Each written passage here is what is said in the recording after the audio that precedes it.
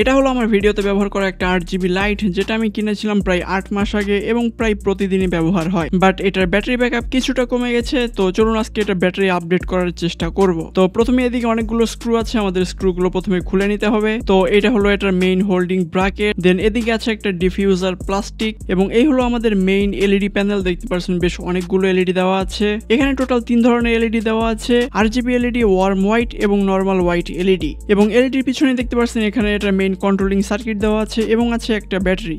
এবং এই ব্যাটারিটা যদি আমরা দেখি তাহলে এটা হলো 3.7 ভোল্ট 1200 মিলি অ্যাম্পিয়ারের ব্যাটারি, মানে 1.2 অ্যাম্পিয়ার। তো প্রথমে আমরা এই ব্যাটারিটা খুলে নিব, এবং এইখানে দেখতে পাচ্ছেন এটার ভিতরে কিন্তু একটা ছোট 1S BMS দেওয়া আছে, এবং এই BMS কিন্তু আমাদের অবশ্যই ব্যবহার করতে হবে, তাই এটা আমরা খুলে নিব। এবং এইখানে আপডেট হিসেবে আমি এই ব্যাটারিটা ব্যবহার করব। এটা হলো 3.7 ভোল্ট 1800 মিলি অ্যাম্পিয়ারের একটা ব্যাটারি, মানে 1.8 অ্যাম্পিয়ার। এবং যেহেতু আমার কাছে স্পট ওয়েল্ডার মেশিন নেই, তাই এই BMSটা আমার সোল্ডারিং করে নিতে হবে।